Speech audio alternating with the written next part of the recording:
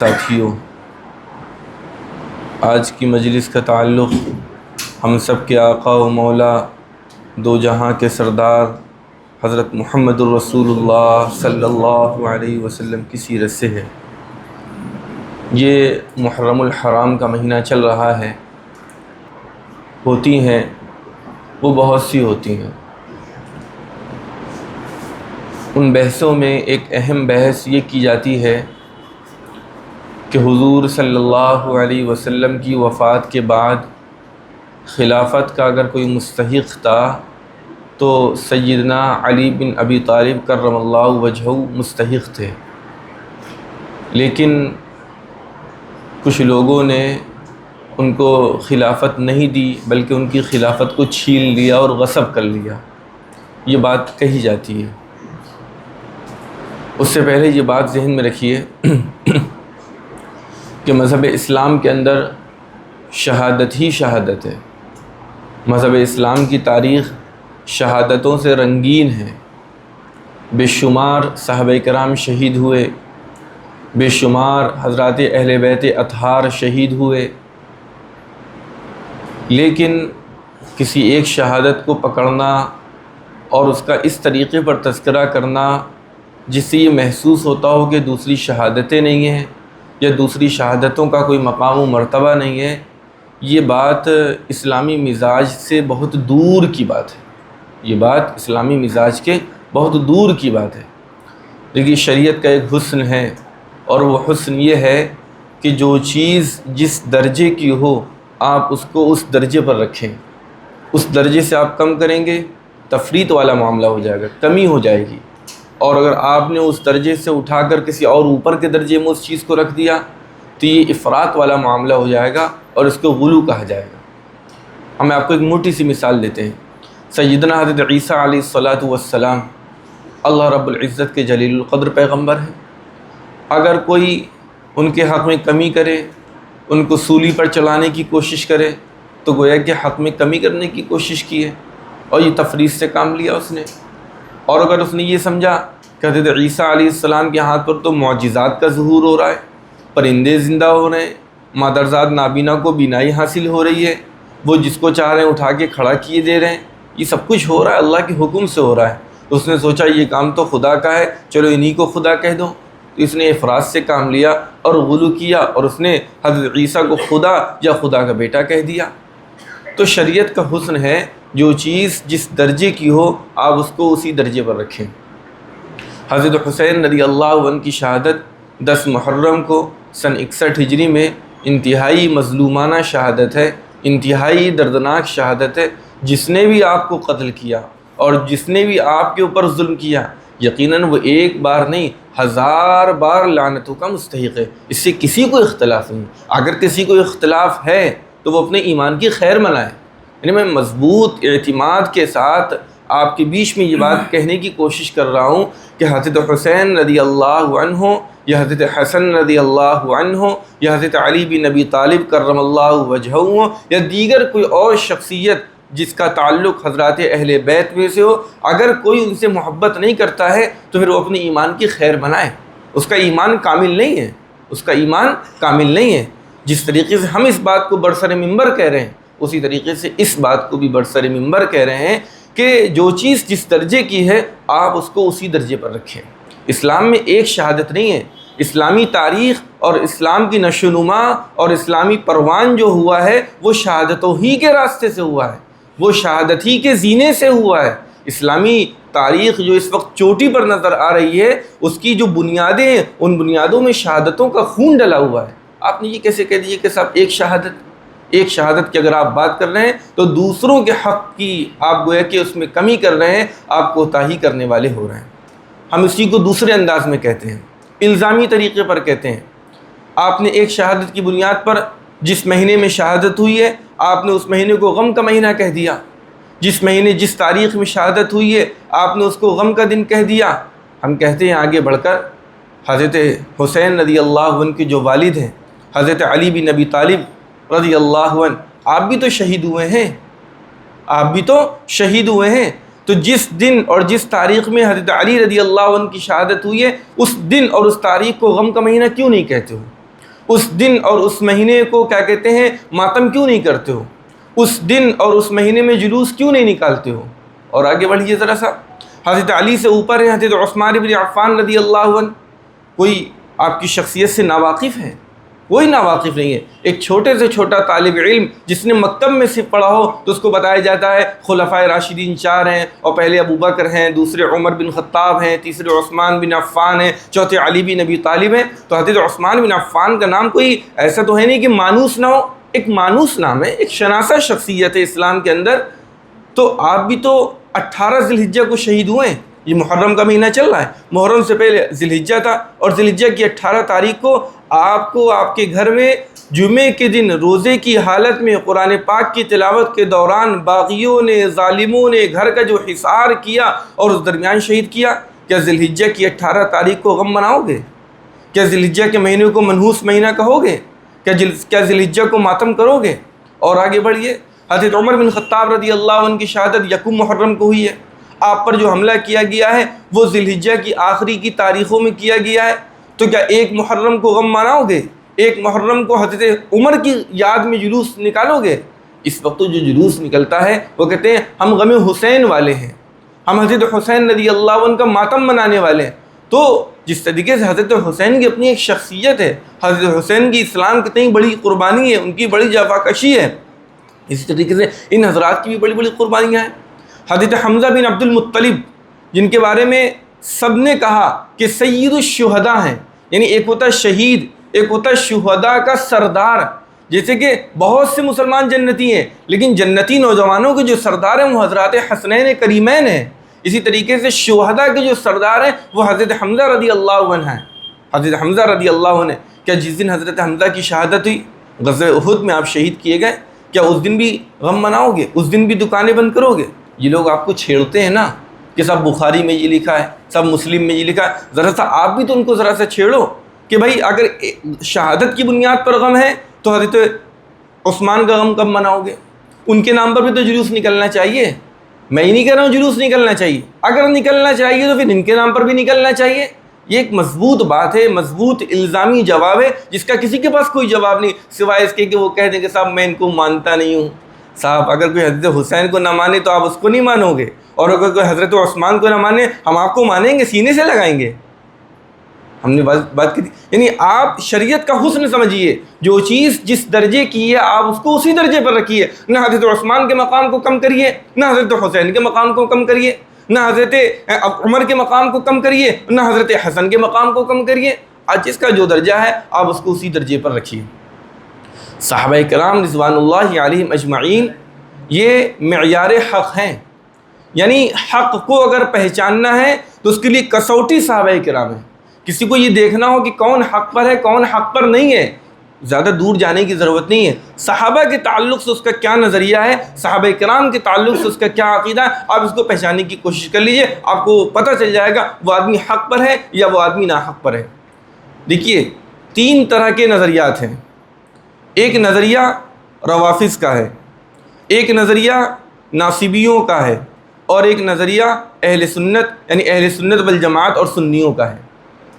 ناصبی فرقہ کیا کہتا ہے؟ ناصبی فرقہ یہ وہ فرقہ ہے جو عام صحابہ سے تو محبت رکھتا ہے، عام صحابہ سے تو محبت رکھتا ہے، لیکن آپ کو معلوم ہونا چاہیے صحابی کس کو کہتے ہیں؟ صحابی کہتے ہیں جس نے ایمان کی حالت میں نبی سے ملاقات کی ہو اور ایمان کی حالت میں اس کا انتقال ہوا ہو، یہ صحابی ہے۔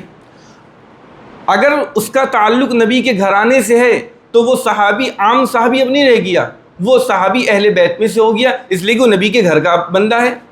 اگر اس کا خونی رشتہ نبی صلی اللہ علیہ وسلم سے نہیں ہے، دوسرے گھرانے سے ہے، دوسرے قبیلے کا ہے، تو اس کو صحابی کہا جائے گا۔ یہ جو فرق کیا جاتا نا صحابہ اور اہل بیت، اس کو سمجھیے۔ صحابہ یعنی جو بھی نبی پر ایمان لایا اور ایمان پر جس کا انتقال ہوا وہ صحابی ہے۔ اگر خونی رشتہ نبی سے ہے تو وہ اہل بیت بھی ہے، اور اگر خونی رشتہ نبی سے نہیں ہے تو وہ اہل بیت نہیں ہے، عام صحابی ہے۔ جس طریقے سے حضرات اہل بیت اطہار کی فضیلت، ان کے مناقب اور ان کے درجات حضرت محمد رسول اللہ صلی اللہ علیہ وسلم نے جا بجا بیان فرمائے ہیں، اسی طریقے سے عام صحابہ کرام رضوان اللہ علیہم اجمعین کے بھی فضائل اور مناقب آپ صلی اللہ علیہ وسلم جا بجا بیان فرمائے۔ جب پیارے آقا کسی حدیث میں صحابی کا لفظ استعمال کریں اور صرف صحابہ کا لفظ استعمال کریں تو اس سے کیا کہا جائے گا؟ ہم تو یہ سمجھتے ہیں کہ جب صحابی کہا تو جو بھی صحابی ہے، چاہے اہل بیت میں سے ہو یا عام صحابہ، وہ اس کے تحت شامل ہے، اس کے تحت داخل ہے۔ حضور نے فرمایا اکرموا اصحابی، لوگو میرے صحابہ کا اکرام کرو۔ خطبے میں آپ کے سامنے روایت پڑھی جاتی اللہ اللہ فی اصحابی، کیا مطلب ہے اللہ اللہ کا؟ اتقوا اللہ، یہ 2 مرتبہ جو اللہ اللہ کہا جا رہا ہے، یہ کیوں کہا جا رہا ہے؟ یہ ڈرانے کے لیے کہا جا رہا ہے۔ اللہ سے ڈرتے رہنا، اللہ سے ڈرتے رہنا، کس کے بارے میں؟ فی اصحابی، میرے صحابہ کے بارے میں۔ کیا مطلب ہے؟ اگر کوئی نہیں ڈرے گا، لا تتخذوہم غرضا من بعدی، میرے بعد صحابہ کو نشانہ مت بنانا۔ یعنی گویا کہ حضور کو گویا کہ معلوم تھا، یعنی اللہ رب العزت کو معلوم تھا کہ ایسے لوگ پیدا ہوں گے جو آگے چل کر صحابہ کو نشانہ بنائیں گے۔ اللہ تعالیٰ پہلے سے دفاع کرے دے رہے ہیں۔ 61 ہجری بہت بعد میں ہے، اور آپ دیکھیے قرآن پاک اور آپ علیہ السلام پر نازل ہو رہا ہے حضور کی وفات سے پہلے کی یہ روایتیں، میرے صحابہ کو نشانہ مت بنانا۔ ہاں، جس کو ان سے محبت ہے تو اصل میں اس آدمی کو مجھ سے محبت ہے۔ دیکھو تو اس کا رشتہ کس سے ہے، وہ کس کے کلاس کا اسٹوڈنٹ ہے، وہ نبی کی درسگاہ کا طالب علم ہے، تو اس سے محبت ہے، اس کا مطلب اس آدمی کو مجھ سے محبت ہے۔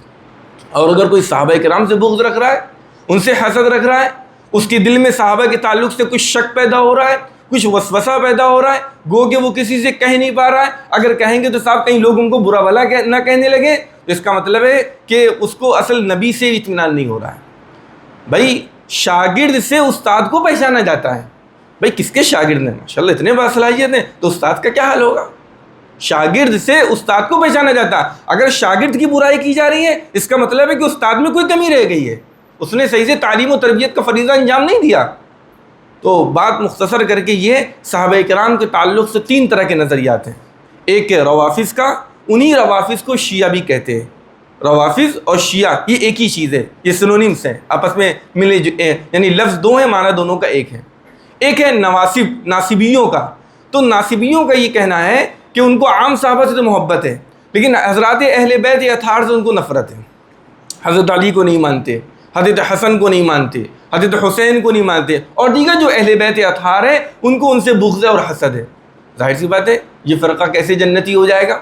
یہ فرقہ کیسے حق پر ہو جائے گا جب جو اہل بیت کا انکار کر رہا ہے؟ آپ علیہ السلام نے جا بجا حدیثوں میں فرمایا کہ جو ہے کتاب اللہ و عطرتی، اللہ کی کتاب کو مضبوطی سے پکڑے رہنا، اور میری عطرت کو یعنی میرے اہل بیت کو مضبوطی سے پکڑے رہنا۔ جا بجا آپ علیہ السلام نے ارشاد فرمایا۔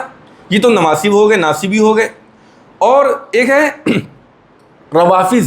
روافظ کہتے ہیں انہوں نے صرف اہل بیت کو پکڑا، یعنی نبی سے ڈائریکٹ جڑے ہوئے جو لوگ ہیں، حضرت علی ہیں، حضرت حسن ہیں، حضرت حسین ہیں، حضرت فاطمہ ہیں، اور حضور صلی اللہ علیہ وسلم، یہ اور ایک آدھ اور شخصیات، بس ان 4 اور 5۔ اسی وجہ سے جو پنجتن پاک کا جو عقیدہ کہا جاتا ہے، اس کا مطلب پنجتن، پنج کے معنی 5، تن کے معنی بدن، یہ 5 بدن جو پاک ہیں، باقی سب گویا کہ علیہ باللہ یہ کہنے چاہ رہے ہیں کہ ناپاک ہیں۔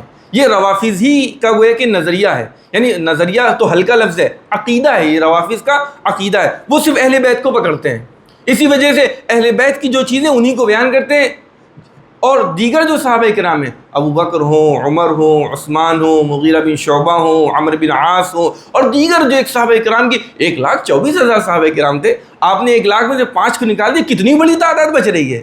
آپ نے ان سب کو چھوڑ دیا۔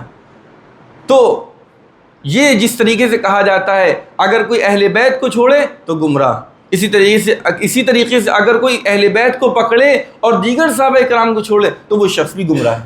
اب ایک نظریہ بچا، ایک موقف بچا آپ کے سامنے، وہ ہے اہل سنت والجماعت کا۔ اہل سنت والجماعت کا موقف کیا ہے؟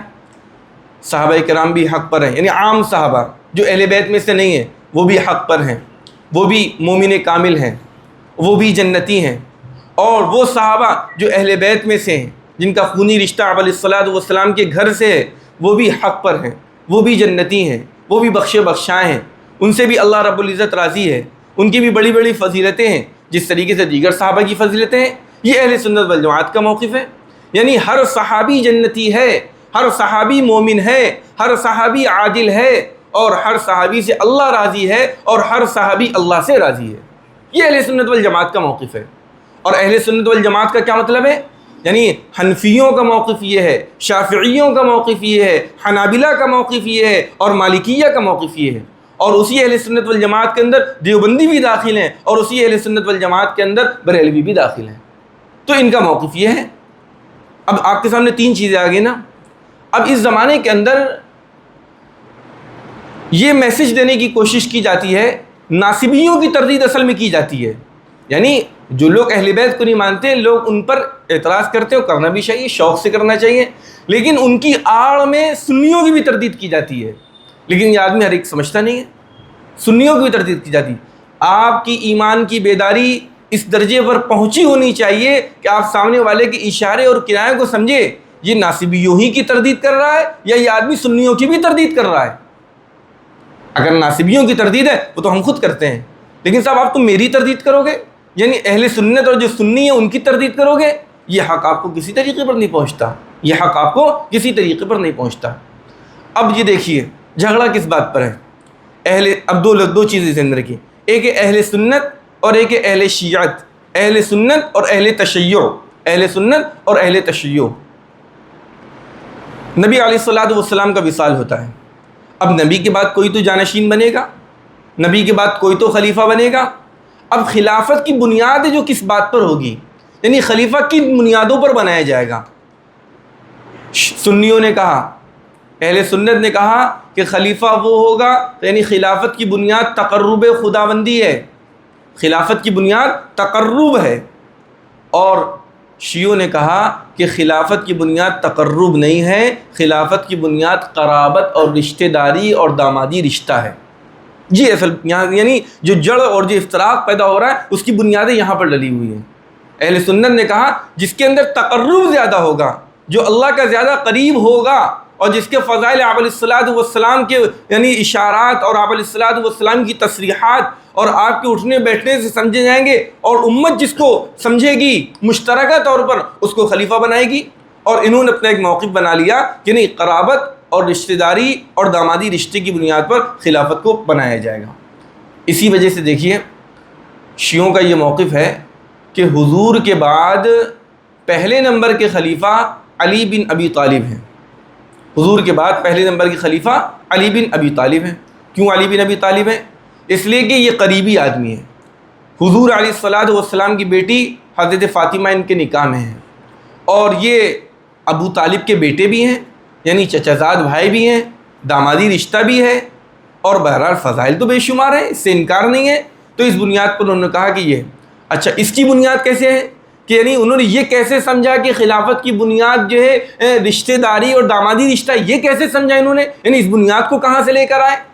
اس بنیاد کو وہ اس حدیث سے لے کر آئے کہ جو آپ علیہ الصلوۃ والسلام حجۃ الوداع سے واپس ہو رہے تھے، اور مکہ سے جب مدینے جا رہے تھے، راستے میں غدیر خم ایک جگہ ہے، اور غدیر کے معنی تالاب کے آتے ہیں، وہاں پر آپ نے اسٹے کیا، پڑاؤ ڈالا، اور وہاں پر آپ علیہ الصلوۃ والسلام نے حضرت علی رضی اللہ عنہ کی فضیلت بیان فرمائی، حضرت علی رضی اللہ عنہ کی فضیلت بیان فرمائی، فرمایا اللہم من کنت مولا فعلی مولا، اے اللہ جس کا میں مولا ہوں یہ علی بھی اس کا مولا ہے۔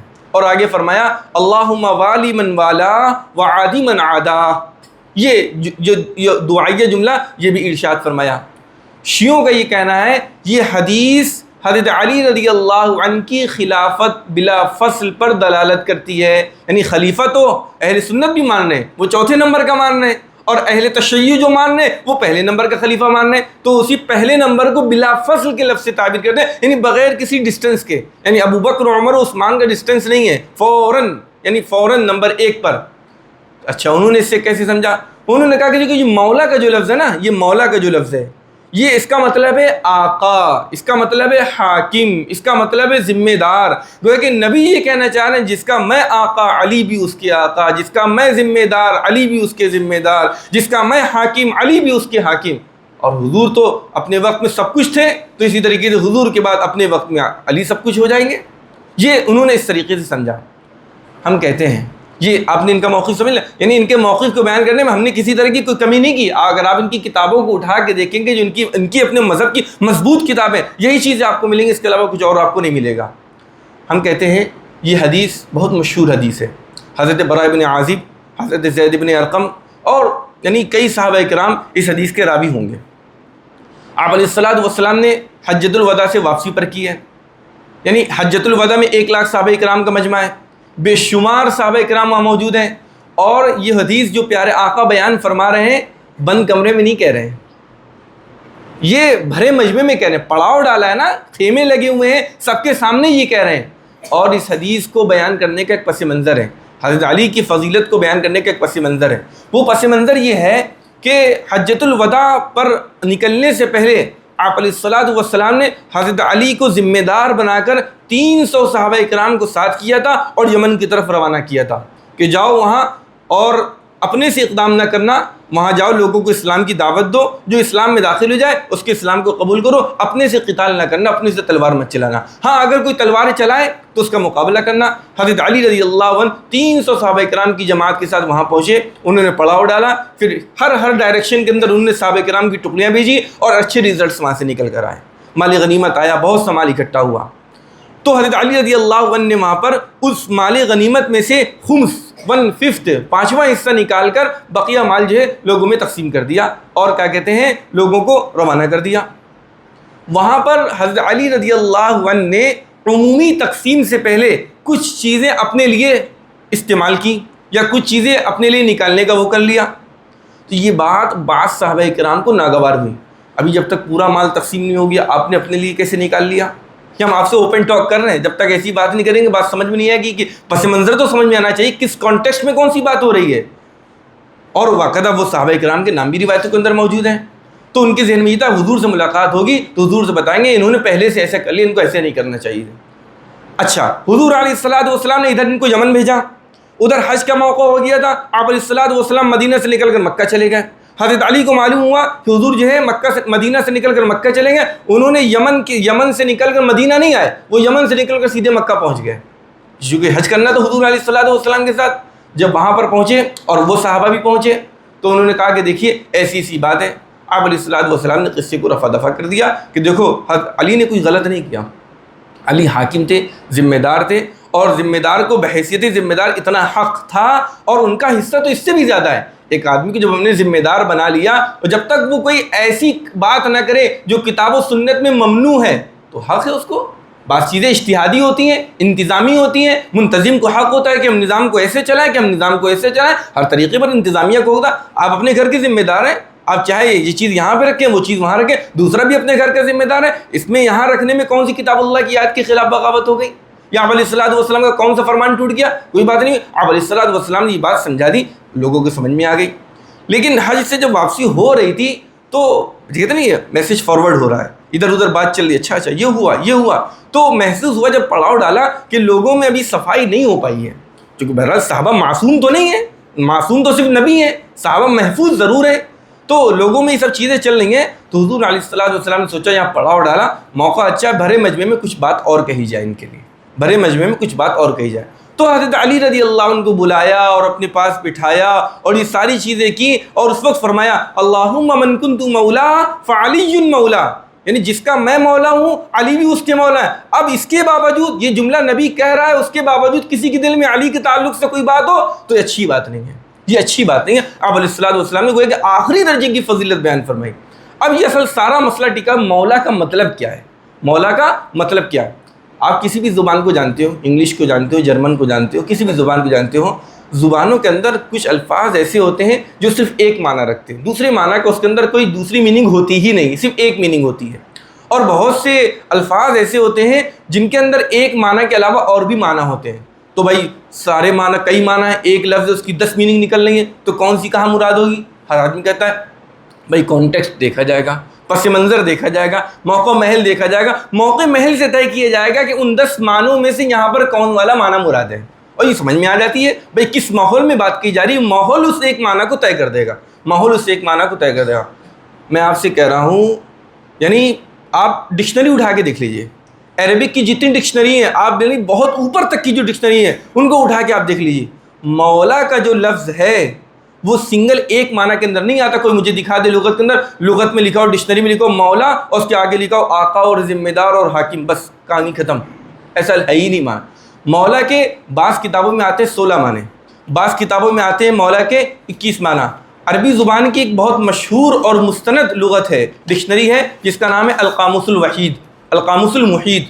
القاموس المحیط کے اندر یہ دیکھیے کہ مولا کا لفظ ہے، اور اس کے اندر مولا کے تقریباً اس کے آگے 21 معنی لکھے ہوئے ہیں۔ یعنی میں آپ کو پڑھ کے بتا دوں، مولا کے بعد لکھا مالک، یعنی مولا کے ایک معنی مالک کیا آتے ہیں، مولا کے ایک معنی آزاد کرنے والے کیا آتے ہیں، مولا کے ایک معنی جس کو آزاد کیا گیا اس کے آتے ہیں، مولا کے معنی صاحب ساتھی کے آتے ہیں، مولا کے معنی قریب کے آتے ہیں۔ قریب کا مطلب کیا؟ چچا کا بیٹا، یہ جیسے جو کزنس ہوتے ہیں ان کے آتے ہیں۔ مولا کے معنی پڑوسی کے آتے ہیں، مولا کے معنی حلیف کے آتے ہیں جس کے ساتھ کانٹریکٹ ہوتا ہے، مولا کے معنی بیٹے کے آتے ہیں، مولا کے معنی چچا کے آتے ہیں، مولا کے معنی اس کے آتے ہیں جس نے کہیں پڑاؤ ڈالا ہو، مولا کے معنی شریک کے آتے ہیں، مولا کے معنی بہن کے لڑکے کے آتے ہیں، مولا کے معنی ولی سرپرست کے آتے ہیں، مولا کے معنی مالک کے آتے ہیں، مولا کے معنی مددگار کے آتے ہیں، مولا کے معنی انعام کرنے والے کے آتے ہیں، مولا کے معنی وہ آتے ہیں جس پر انعام کیا گیا، مولا کے معنی محبت کرنے والے کے آتے ہیں، مولا کے معنی تابع کے آتے ہیں، مولا کے معنی یعنی دامادی رشتے کے اور سسرالی رشتے کے بھی آتے ہیں۔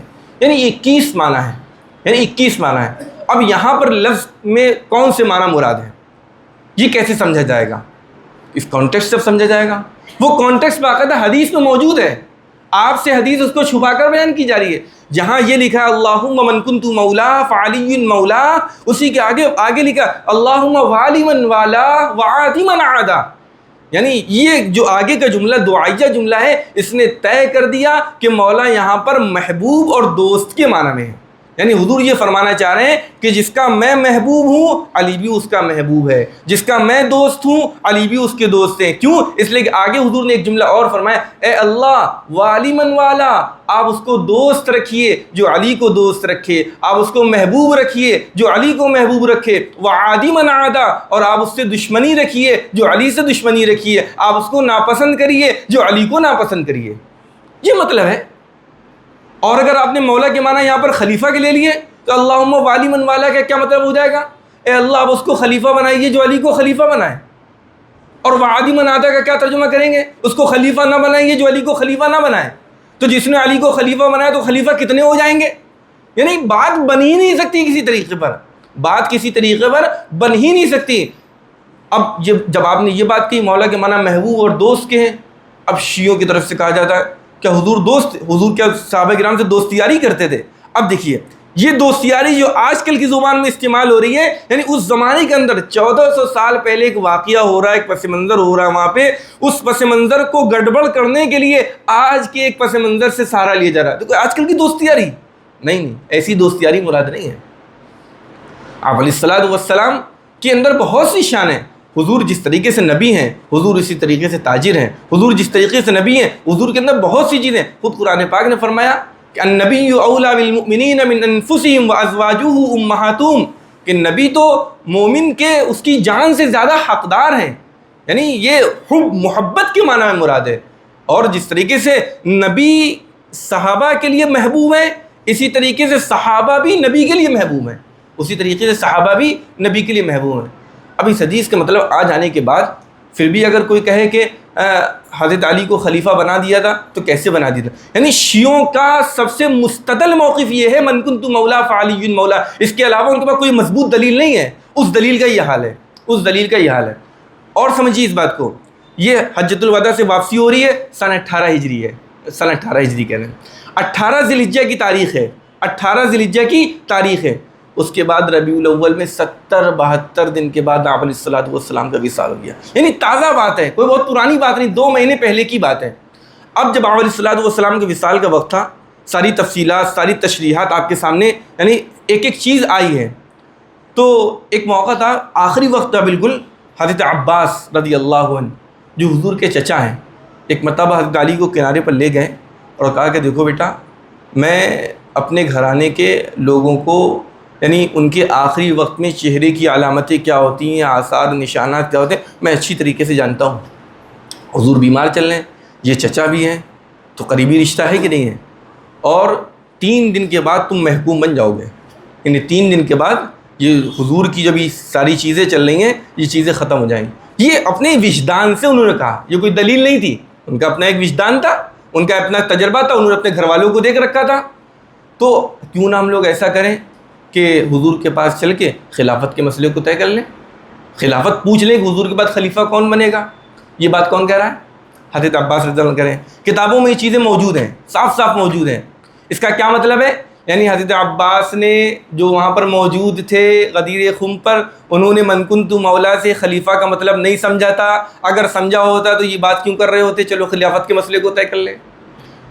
حضرت علی کا جواب سنیے، حضرت علی نے فرمایا کہ بھائی میں نہیں جاؤں گا، اس لیے کہ اگر حضور نے بنا دیا تو بہت بڑھیا، اگر حضور نے نہیں بنایا کہ نہیں ہمارے گھر کے لوگ خلیفہ نہیں بنیں گے، ہمارے گھر کے لوگوں کو ذمہ داری نہ دی جائے، جیسا کہ حضرت عمر بن خطاب نے کہہ دیا تھا میرا بیٹا اس کو شامل کر لیا جائے مشورے کے اندر، لیکن اس کو ذمہ دار نہیں بنایا جائے گا۔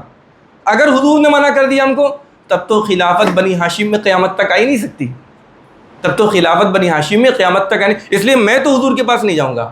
کیا مطلب؟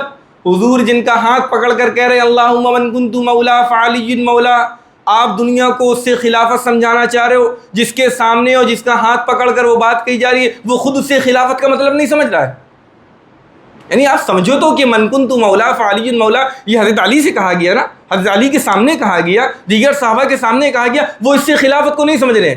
آپ شیعیت کی جو دنیا ہے وہ ہم کو اس سے خلافت کو سمجھا رہی ہے، تو یہ بات تو نہیں ہوئی۔ اور آگے بڑھ کر دیکھیے، حضور کا وصال ہو گیا، بات قریبی تھی۔ اس کے بعد جو ہے خلیفہ کون بنے، آپ کے سامنے ساری روایتیں موجود ہیں۔ انصار نے کہا نہیں منا امیر، مہاجر نے کہا کہ نہیں، انصار نے کہا ایک امیر ہم سے ہوگا، ایک امیر مہاجر سے ہوگا، اس پہ ایک لمبی بحث ہوئی، نہیں ایسا نہیں ہو سکتا، ایک امیر کرو گے تو اس سے تو شیرازہ امت کا منتشر ہو جائے گا، امت یکجا نہیں ہو پائے گی، وہ تعمیرات نہیں ہو پائیں گی، وہ ترقیات نہیں ہو پائیں گی جو ایک ذمہ دار کے تئیں ہو سکتی ہیں۔ یہ من کنت مولا غدیر خم پر ہزاروں صحابہ کے سامنے کہا، اور ثقیفہ بنی ساعدہ میں خلافت کا مسئلہ چل رہا ہے۔ صحابہ کیا العیاذ باللہ اتنے بزدل ہو گئے تھے کہ نبی نے ایک بات بیان فرمائی اور اس کو کسی نے ادا نہیں کیا، کسی نے ایک بار بھی نہیں کہا ارے تم لوگ خلافت کے مسئلے میں جھگڑا کر رہے ہو، خلافت کا مسئلہ تو نبی غدیر خم پر طے کر چکے تھے جب حضور نے فرمایا تھا من کنت مولا فعلی مولا، کسی نے نہیں سمجھا۔ یعنی ایک بات جن کے بیچ میں کہی جا رہی ہے، ایک بندہ اس مفہوم اور اس مطلب اور اس میننگ کو نہیں سمجھ رہا ہے، اور آپ کہہ رہے ہو کہ نہیں تھا، نبی کا مطلب یہ تھا۔ پھر ایک بات اور، اچھا دوسروں نے نہیں کہا تو حضرت علی تو کہتے، حضرت علی نے بھی نہیں کہا، یعنی گویا کہ اگر یہ چیز واجب تھی تو گویا کہ حضرت علی نے ایک واجب کو چھوڑا۔ حضرت علی کو تو ایسا نہیں کرنا چاہیے، حضرت علی تو حیدر کرار ہیں، حضرت علی تو بالکل فاتح ہیں، ان سے زیادہ شجاعت کس کے اندر ہوگی؟ ایک اس سے اور بات، ان کے اہل بیت کی شہادت آپ کو بتائیں۔ حضرت حسن کے پوتے ہیں جن کو حسن مثلث کہتے ہیں، حسن بن حسن بن حسن بن علی۔ یعنی ایک دوسری بات ہے، اس زمانے میں تو باپ کے نام پر کوئی بیٹا، باپ اپنے نام پر بیٹے کا نام ہی نہ رکھے، اس زمانے میں رکھتے تھے حسن بن حسن بن حسن چل رہا ہے، دادا کا نام بھی حسن، ابا کا نام بھی حسن، پوتے کا نام بھی حسن، بس سیریز چل رہی ہے حسن بن حسن بن حسن بن علی۔ اسی طرح کا ایک شخص جس کا عقیدہ رافضیوں اور شیعوں جیسا تھا، حضرت حسن کے پاس آیا اور کہنے لگا کہ یہ اچھا نہیں ہوا جو کچھ ہوا، حضرت علی کا حق تھا، حضرت علی کا حق تھا۔ یہ بات اس نے حضرت حسن مثلث سے فرمائی، تو حضرت حسن نے فرمایا لو کان الامر کما تقولون، اگر معاملہ وہ ہو جیسا کہ تم کہتے ہو کہ علی کا پہلے نمبر پر حق تھا، کہ اللہ تعالیٰ نے اور اللہ کے رسول نے علی کو منتخب کیا تھا اس خلافت کے کام کے لیے، پھر آگے حضرت حسن کا جملہ دیکھیے، ازالۃ الخفا کے اندر یہ جملہ موجود ہے، حضرت حسن جواب دے رہے ہیں فإن علیًا اعظم الناس خطیئۃ وجرما اذ ترک امر الرسول صلی اللہ علیہ وسلم او کما قال، تو سب سے بڑے مجرم تو پھر علیہ باللہ حضرت علی ہو گئے، جب نبی نے ان کو نامزد کر دیا تو پیچھے کیوں رہے، جان دیتے تھے وہیں پر۔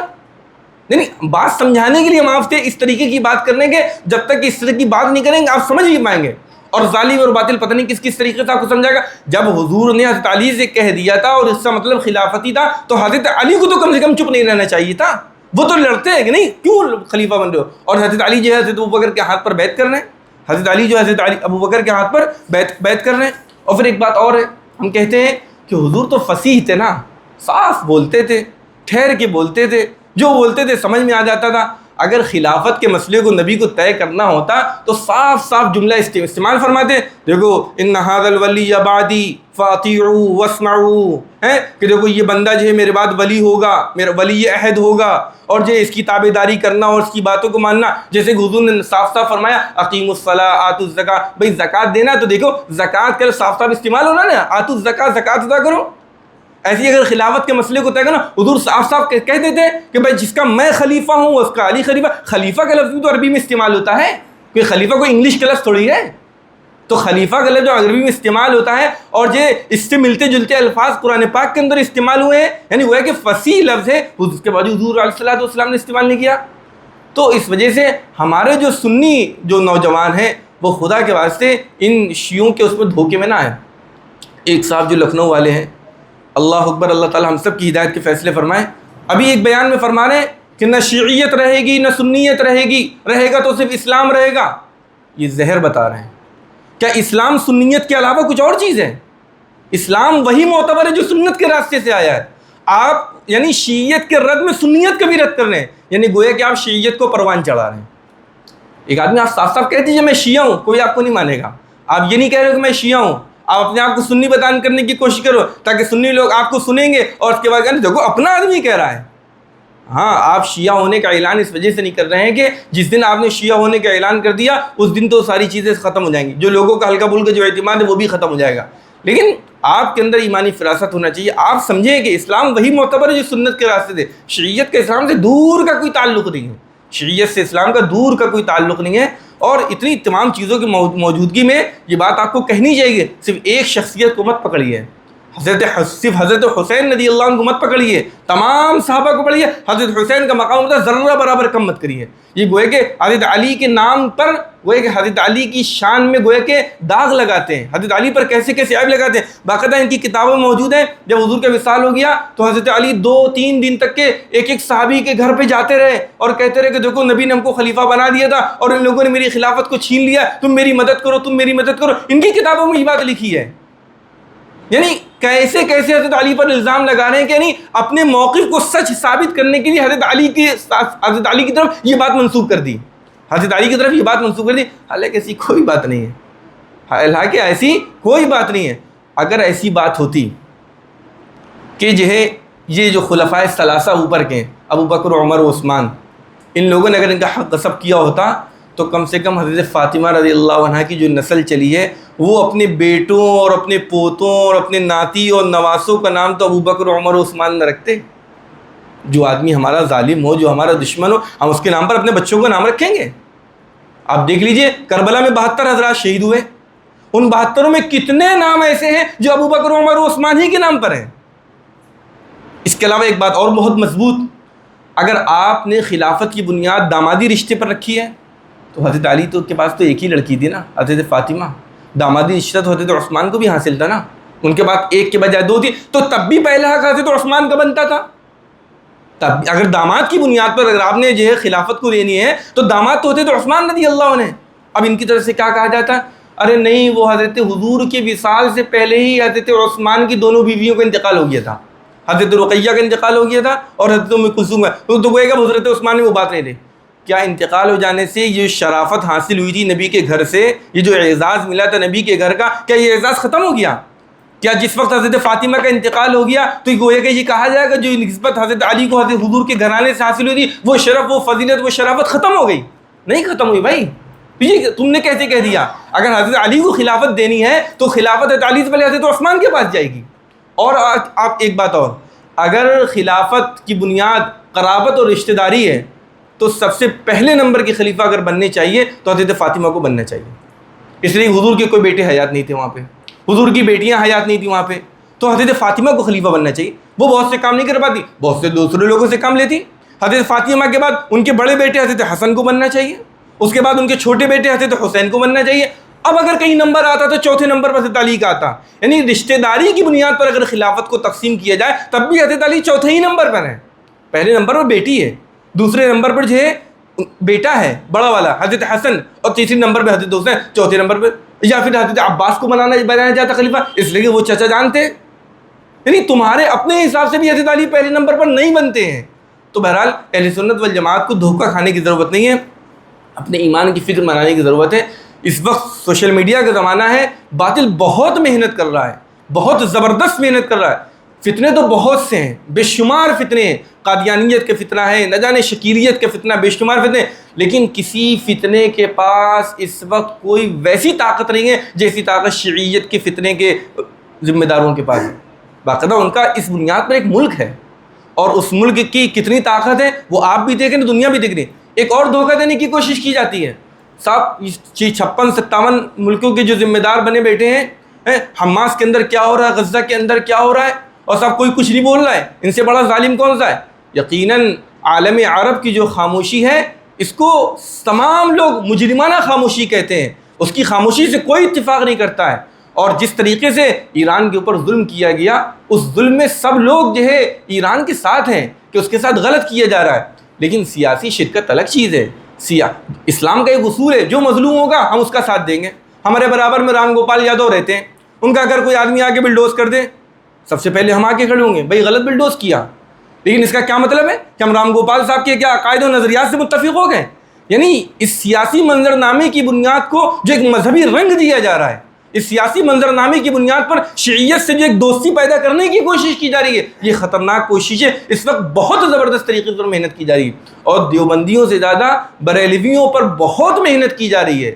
آپ دیکھیے جو چیزیں ان کی اپنی ہیں وہ کتنی وہ لوگ کر رہے ہیں، وہ کتنی ان سے زیادہ ہم لوگ کر رہے ہیں۔ مضبوط محنت ہو رہی ہے، یعنی بہت سی ایسی چیزیں ہیں جن کو کہنا ہمارے لیے ممکن بھی نہیں ہے، ہمارے لیے آسان بھی نہیں ہے، لیکن ہمیں اپنے ایمان کی حفاظت کرنی ہے۔ عجیب عجیب باتیں لوگ کہتے ہیں، صاحب پہلے تم لوگ یہی طے کر لو کہ صحیح کیا ہے غلط کیا ہے۔ یہ جو اس طرح کے سوشل میڈیا پہ لوگ کمنٹس کرتے ہیں کہ تم لوگ صحیح کر لو، یہ اصل بات یہ ہے، یہ دین کو اپنی ضرورت سمجھتے ہی نہیں ہیں۔ ہم جیسے اپنی صحت کے صحیح ہونے کو اپنی ضرورت سمجھتے ہیں، دنیا کچھ بھی کہہ رہو، ڈاکٹر چاہے کتنا ہی لوٹ مار کرے، جائیں گے تب بھی ڈاکٹر کے پاس، لیکن صحت بچانی ہے، صحت بچانے والا ظاہر اسباب میں وہی آدمی ہے۔ تو دین کو اپنی ضرورت سمجھو گے تو صحیح کی تلاش کے لیے پریشان رہو گے، غلط سے بچنے کے لیے کوشش کرتے رہو گے۔ آج دین کی ضرورت کو نہیں سمجھا جا رہا، جس کے منہ میں جو چاہ رہا وہ کہہ دے رہا، جس کی سمجھ میں جو آیا اس نے اس کو لکھ دیا۔ تو بہرحال جو ہے اللہ سے دعا مانگنے کی ضرورت ہے، صحابہ کی عظمت، صحابہ کا احترام دلوں میں رکھنے کی ضرورت ہے، اور اگر کوئی صحابہ کی برائی بھلائی کرتا ہے اس کا دفاع کرنا یہ ہماری ایمانی ذمہ داری بنتی ہے۔ اللہ رب العزت نے صحابہ کا دفاع کیا ہے۔ یہ جب ان سے کہا گیا اذا قیل لهم آمنوا كما آمن الناس، ان سے کہا گیا ایمان لاؤ، کیسے ایمان لانا بھیا؟ نہیں جیسے یہ صحابہ کرام ایمان لے کر آئے، تو انہوں نے کہا ارے بھائی یہ تو بیوقوف ہے، الیاذ باللہ۔ یعنی مکہ کے جو دشمن تھے، جو ایمان والے نہیں تھے، انہوں نے کہا یہ تو بیوقوف ہے۔ اللہ کو غیرت آ گئی، ارے یہ جو ایمان کا معیار ہے، جو حق کا معیار ہے، ان کو بیوقوف کہہ رہے ہو؟ اگر ان کو بیوقوف کہہ دو گے تو قرآن نہیں بچے گا، حدیث نہیں بچے گی، اللہ کا کوئی عقیدہ نہیں بچے گا۔ اللہ نے فوراً جواب دیا، الا اٹینشن پلیز، خبردار کان کھڑے کر لو، انہم هم السفہاء، یہی بیوقوف ہیں جو صحابہ کرام کو بیوقوف کر رہے ہیں۔ تو صحابہ کا دفاع کرنا یہ اللہ کی گویا کہ سنت ہے، یہ نبی کی سنت ہے۔ نبی کہہ کے جا رہے ہیں نا لا تسبوا اصحابی، میرے صحابہ کو۔ آج جس کو من چل رہا ہے کہ حضرت معاویہ پر ہاتھ صاف کرے دے رہا ہے، کچھ ہو نہ ہو حضرت اتنا جھوٹ بولا جا رہا ہے اللہ کی بنا۔ موقع چلے، اس پر بہت محنت کی ضرورت ہے، بہت کام کی ضرورت ہے۔ انشاءاللہ وقت ہوگا آگے اس تعلق سے بات کی جائے گی۔ اللہ تعالی ہمیں صحابہ کرام کے موقف کو اپنانے کی اور اسی پر من مٹنے کی توفیق نصیب فرمائے۔ آمین وآخر دعوانا الحمدللہ رب العالمین۔